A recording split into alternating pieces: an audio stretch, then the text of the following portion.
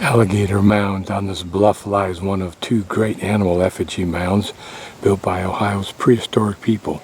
Shown here, Alligator Mound is a giant earthen sculpture, some 4-footed animal with a long curving tail. Archaeologists believe the animal is perhaps a possum or a panther, but not an alligator.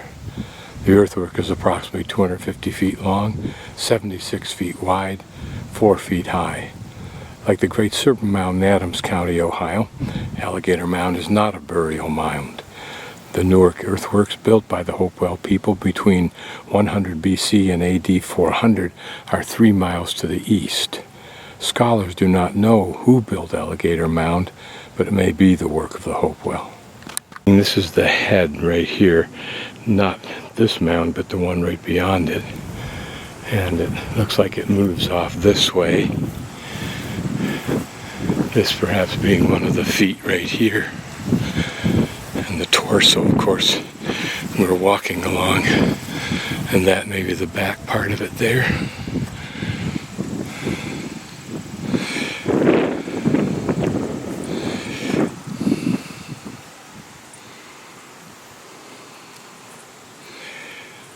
Just by way of note, this is a subdivision of the wealthy. Not quite the super wealthy, I don't imagine, but the very wealthy, unless these are their weekend homes.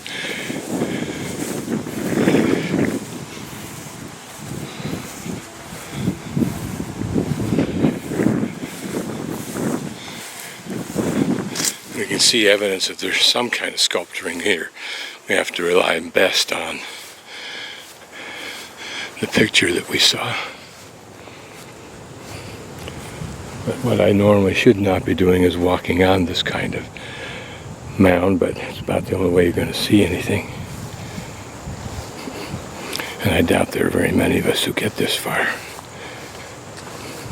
Now I'm standing probably on the shoulders of the creature, his head in front of us, one arm stretched out to the right here, one out behind me, and then back, looking back down the torso of the animal. Another leg back over there, although it looks like two, and then one back over there. Maybe most significant is, first of all, this is a perfect mound, probably natural, but it's high up with outstanding views all the way around. So you would think for any culture, such a site is a natural site for something significant. No reason why this should be any different. Off in that direction. Those who don't read, for more than 10,000 years, Flint Ridge was one of the most important flint quarries in eastern North America. Notice 10,000 years. The flint formed at the bottom of a shallow ocean 300 million years ago.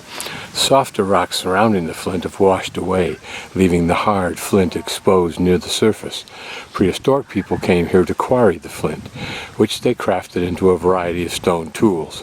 Hundreds of quarry pits and workshops are scattered for miles along this ridge. The beautiful rainbow-colored flint was especially prized by the Hopewell culture that built the nearby Newark earthworks. Artifacts crafted from Flint Ridge flint may be found throughout eastern North America. In more recent times, local industries quarried the flint for use as grindstones. Interesting relief artwork. Flint Ridge is a chain of long, narrow hills extending for a few miles east of Newark, almost to Zanesville, a distance of more than 20 miles. The surface of these hills is underlaid with an irregular layer of flint, which may be only a few inches or several feet in thickness and varies greatly in color and in texture. In many places along this ridge, the soil has been spread, eroding, revealing the underlying flint. You are standing at one of these outcroppings. This is apparently an outcropping, and perhaps underneath this hump is another, and there a chunk that we can see down in that little depression. It is both hard and brittle, and thus can be broken into pieces that have razor-sharp edges. Very much like obsidian. For this reason, Indians as long as 9,000 years ago traveled to this ridge to secure the rock for making projectile points, knives, and scrapers. The area is covered with shallow pits. from which the flint had been quarried through the ages. Several visible along the trail. Perhaps that's one right there. They broke or pried the chunks of flint out of these holes with stone mauls or with long wooden poles. Made the chunks into usable pieces with hammer stones, as shown here, and then proceeded to chip the flint for various purposes.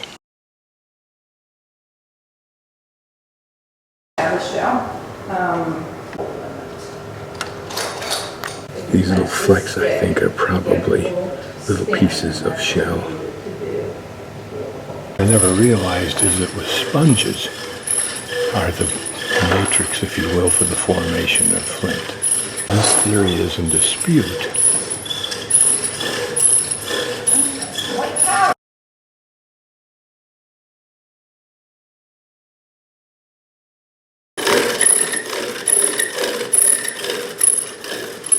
Oh yeah, I've tried them all. They all work. The obsidian scalpel.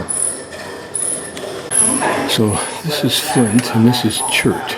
The flint has silica crystals so small they can't be seen with the naked eye and can be as pure as 98% silica. The chert, on the other hand, is the same thing, but with a lower purity of silica, something significantly less than 98, I guess. First of flints are translucent, in other words, as light will shine through it. They're not transparent, and chert may be translucent only along its thin edges. Making fire, which is how we also think of flint, at least I do, although I'm not sure I ever learned how to use it. When the flint strikes steel, and that round thing would be called a steel as a striker, then it would throw off these very red-hot metal sparks, which if you're using some kind of tinder, like you'd carry in a little container like this, you could get that spark to start to expand, put it in some loose material like grass, as you see in the movies, and blow on it and eventually maybe get a spark, or better, a flame. Here, of course, is how flint was used in the old days in a weapon. So before you could even fire your flint-lock rifle, which may have been more a blunderbuss than a rifle, you had to tighten down that piece of flint in order so that when that hammer went forward like this, it kicked into that steel and sent a spark down below to ignite the powder. You hoped. Better not be raining or the wind blowing too hard, I would imagine. It's a little bit confusing. It says that heat treating makes the flint easier to chip, but it's also, the point is more brittle, so it might break easily during hunting. On the other hand, heat treating strengthens the edges on thin flakes, making them more efficient for cutting. So I guess the distinction is between ending up with strong but brittle points which break, and strong, brittle edges which have enough strength not to break. Those hardened edges that would make the cuts in some of the ancient bones that archaeologists are able to analyze on animals, proving that man was there and had tools. A masterpiece that knife would have been. You just wonder how they even held it together. That looks like sinew. Probably sinew and some kind of tar made that connection between the flint and the bone handle. Look at this map, if we can see it. The yellow areas are flint outcroppings all along those ridges.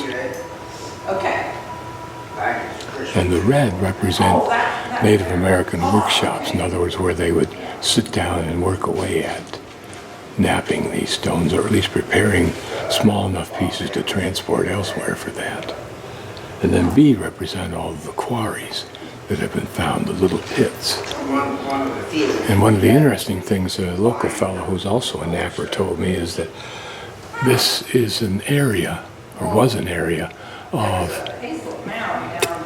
forget what the right word is, immunity will have to work, that's all I can remember, but where all Indians were safe, even from their most ardent enemies, working right alongside of them, because this was a common source for all Native Americans.